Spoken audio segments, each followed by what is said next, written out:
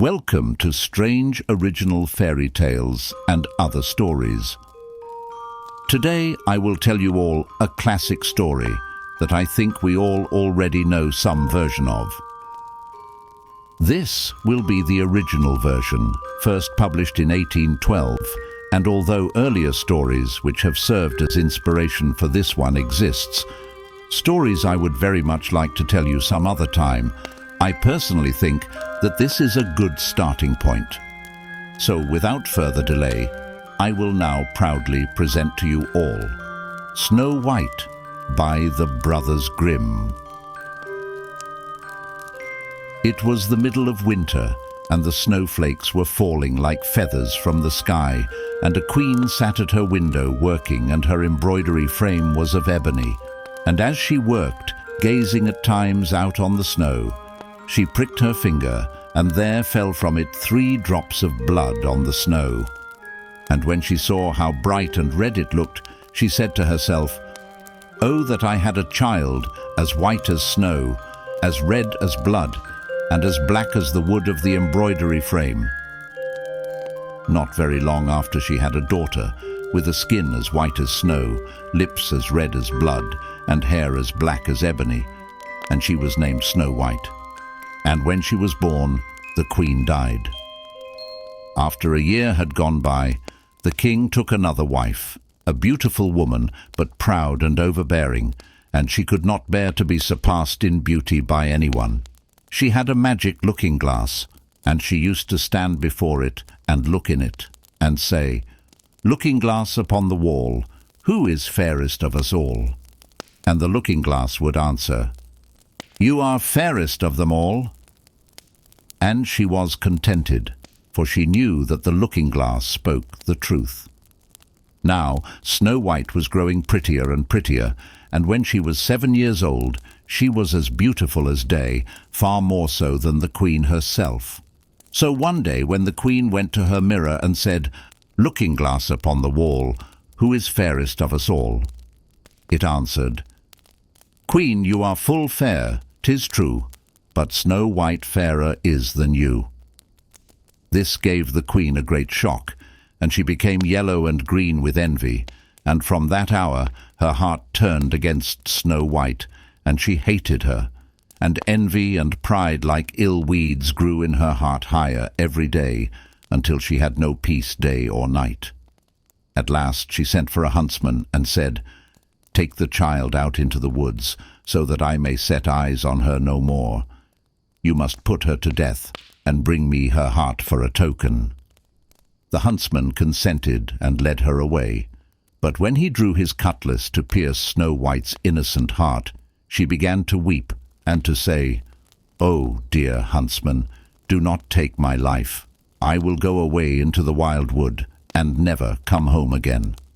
And as she was so lovely, the huntsman had pity on her and said, "Away with you then, poor child," for he thought the wild animals would be sure to devour her, and it was as if a stone had been rolled away from his heart when he spared to put her to death.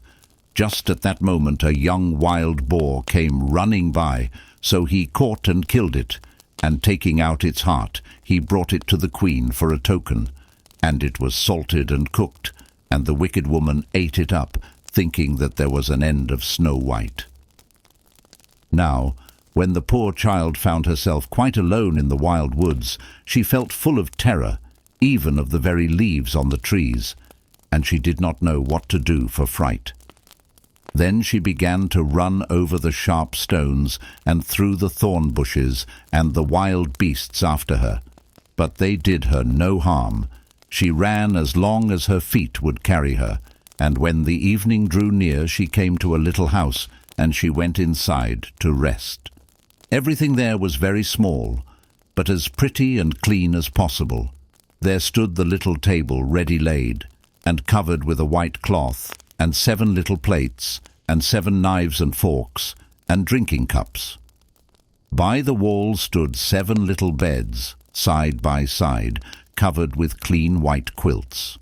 Snow White, being very hungry and thirsty, ate from each plate a little porridge and bread, and drank out of each little cup a drop of wine, so as not to finish up one portion alone. After that she felt so tired that she lay down on one of the beds, but it did not seem to suit her. One was too long, another too short, but at last the seventh was quite right. And so she lay down upon it, committed herself to heaven, and fell asleep. When it was quite dark, the masters of the house came home. They were 7 dwarfs, whose occupation was to dig underground among the mountains. When they had lighted their 7 candles, and it was quite light in the little house, they saw that someone must have been in, as everything was not in the same order in which they left it. The first said, "Who has been sitting in my little chair?" The second said, "Who has been eating from my little plate?" The third said, "Who has been taking my little loaf?" The fourth said, "Who has been tasting my porridge?" The fifth said, "Who has been using my little fork?" The sixth said, "Who has been cutting with my little knife?" The seventh said, "Who has been drinking from my little cup?" Then the first one, looking round, saw a hollow in his bed and cried, "Who has been lying on my bed?" And the others came running and cried, "Someone has been on our beds too." But when the seventh looked at his bed, he saw little Snow White lying there asleep. Then he told the others, who came running up, crying out in their astonishment, and holding up their 7 little candles to throw a light upon Snow White. "Oh goodness, oh gracious," cried they, "what beautiful child is this?" And were so full of joy to see her that they did not wake her, but let her sleep on. And the 7th dwarf slept with his comrades, an hour at a time with each, until the night had passed. When it was morning, and Snow White awoke and saw the 7 dwarfs, she was very frightened. But they seemed quite friendly, and asked her what her name was, and she told them, and then they asked how she came to be in their house.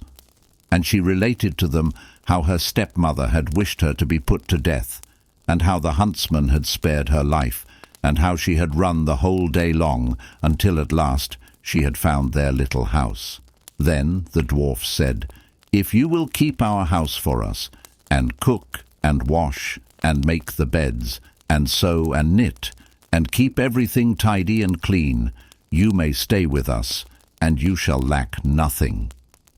"With all my heart," said Snow White, and so she stayed, and kept the house in good order. In the morning the dwarfs went to the mountain to dig for gold. In the evening they came home, and their supper had to be ready for them. All the day long the maiden was left alone, and the good little dwarfs warned her, saying, "Beware of your stepmother, she will soon know you are here. Let no one into the house." Now the queen, having eaten Snow White's heart, as she supposed, felt quite sure that now she was the first and fairest, and so she came to her mirror and said, "Looking-glass upon the wall, who is fairest of us all?" And the glass answered, "Queen, thou art of beauty rare, but Snow White living in the glen, with the 7 little men, is 1,000 times more fair." Then she was very angry, for the glass always spoke the truth, and she knew that the huntsman must have deceived her, and that Snow White must still be living. And she thought and thought how she could manage to make an end of her. For as long as she was not the fairest in the land, envy left her no rest. At last she thought of a plan. She painted her face and dressed herself like an old peddler woman, so that no one would have known her. In this disguise she went across the 7 mountains, until she came to the house of the 7 little dwarfs, and she knocked at the door and cried, "Fine wares to sell! Fine wares to sell!" Snow White peeped out of the window and cried, "Good day, good woman, what have you to sell?" "Good wares, fine wares," answered she, "laces of all colours," and she held up a piece that was woven of variegated silk. "I need not be afraid of letting in this good woman," thought Snow White, and she unbarred the door and bought the pretty lace. "What a figure you are, child," said the old woman. "Come and let me lace you properly for once." Snow White, suspecting nothing, stood up before her, and let her lace her with the new lace. But the old woman laced so quick and tight that it took Snow White's breath away, and she fell down as dead. "Now you have done with being the fairest," said the old woman as she hastened away. Not long after that, towards evening, the 7 dwarfs came home and were terrified to see their dear Snow White lying on the ground without life or motion. They raised her up, and when they saw how tightly she was laced, they cut the lace in two. Then she began to draw breath, and little by little she returned to life. When the dwarfs heard what had happened, they said, "The old peddler woman was no other than the wicked queen. You must beware of letting anyone in when we are not here." And when the wicked woman got home, she went to her glass and said, "Looking glass against the wall, who is fairest of us all?" And it answered as before. "Queen, thou art of beauty rare, but Snow White living in the glen, with the 7 little men, is 1,000 times more fair." When she heard that, she was so struck with surprise that all the blood left her heart, for she knew that Snow White must still be living. "But now," said she, "I will think of something that will be her ruin." And by witchcraft she made a poisoned comb. Then she dressed herself up to look like another different sort of old woman. So she went across the 7 mountains and came to the house of the 7 dwarfs, and knocked at the door and cried, "Good wares to sell! Good wares to sell!" Snow White looked out and said, "Go away, I must not let anybody in." "But you are not forbidden to look," said the old woman, taking out the poisoned comb and holding it up. It pleased the poor child so much that she was tempted to open the door, and when the bargain was made, the old woman said, "Now for once your hair shall be properly combed." Poor Snow White, thinking no harm, let the old woman do as she would. But no sooner was the comb put in her hair than the poison began to work, and the poor girl fell down senseless. "Now, you paragon of beauty," said the wicked woman, "this is the end of you," and went off. By good luck it was now near evening, and the 7 little dwarfs came home. When they saw Snow White lying on the ground as dead, they thought directly that it was the stepmother's doing, and looked about, found the poisoned comb, and no sooner had they drawn it out of her hair than Snow White came to herself, and related all that had passed. Then they warned her once more to be on her guard, and never again to let anyone in at the door.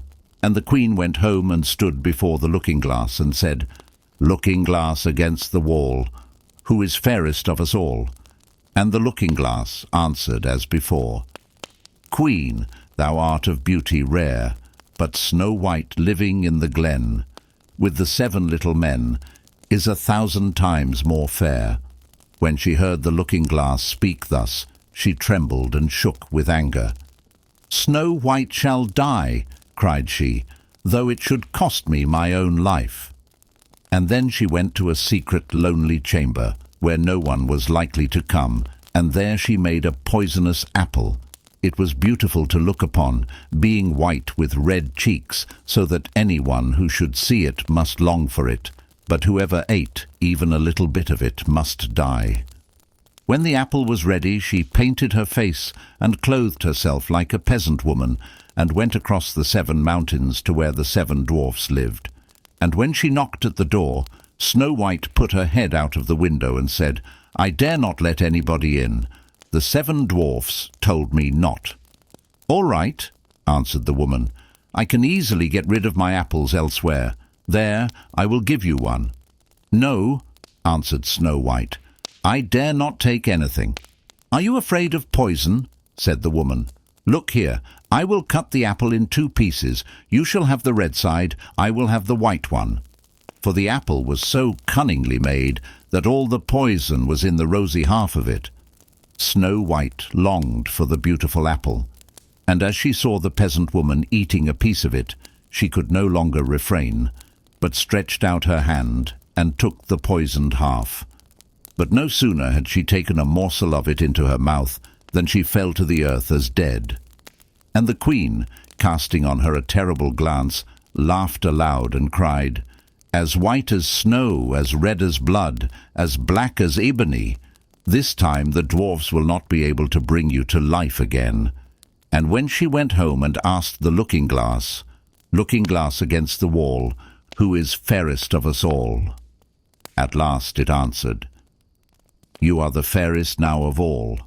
Then her envious heart had peace, as much as an envious heart can have.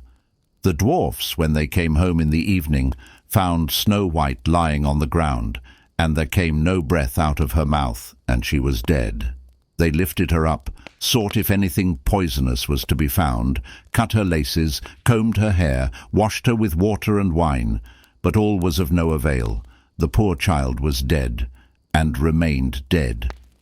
Then they laid her on a bier, and sat all 7 of them round it, and wept and lamented 3 whole days, and then they would have buried her, but that she looked still as if she were living, with her beautiful blooming cheeks. So they said, "We cannot hide her away in the black ground." And they had made a coffin of clear glass, so as to be looked into from all sides, and they laid her in it, and wrote in golden letters upon it her name, and that she was a king's daughter. Then they set the coffin out upon the mountain, and one of them always remained by it to watch. And the birds came too, and mourned for Snow White, first an owl, then a raven, and lastly a dove. Now for a long while Snow White lay in the coffin, and never changed, but looked as if she were asleep, for she was still as white as snow, as red as blood, and her hair was as black as ebony. It happened, however, that one day a king's son rode through the wood and up to the dwarf's house, which was near it. He saw on the mountain the coffin, and beautiful Snow White within it, and he read what was written in golden letters upon it. Then he said to the dwarfs, "Let me have the coffin, and I will give you whatever you like to ask for it." But the dwarfs told him that they could not part with it for all the gold in the world. But he said, "I beseech you to give it me, for I cannot live without looking upon Snow White. If you consent, I will bring you to great honour, and care for you as if you were my brethren." When he so spoke, the good little dwarfs had pity upon him, and gave him the coffin, and the king's son called his servants and bid them carry it away on their shoulders. Now it happened that as they were going along, they stumbled over a bush, and with the shaking, the bit of poisoned apple flew out of her throat. It was not long before she opened her eyes, threw up the cover of the coffin, and sat up, alive and well. "Oh dear, where am I?" cried she. The king's son answered, full of joy, "You are near me." And relating all that had happened, he said, "I would rather have you than anything in the world. Come with me to my father's castle, and you shall be my bride." And Snow White was kind and went with him, and their wedding was held with pomp and great splendor. But Snow White's wicked stepmother was also bidden to the feast, and when she had dressed herself in beautiful clothes, she went to her looking-glass and said, "Looking glass upon the wall, who is fairest of us all?" The looking-glass answered, "O Queen, although you are of beauty rare, the young bride is 1,000 times more fair." Then she railed and cursed, and was beside herself with disappointment and anger. First she thought she would not go to the wedding, but then she felt she should have no peace until she went and saw the bride. And when she saw her, she knew her for Snow White, and could not stir from the place for anger and terror, for they had ready red-hot iron shoes, in which she had to dance until she fell down dead. I thank you all for listening to my story, and I sincerely hope that you enjoyed it. And if you like what you have heard, then please support my channel by liking, subscribing, and sharing it with others. And I would very much like to hear in the comments below what other fairy tales and stories you would like to hear in the future. I will look forward to seeing you again soon.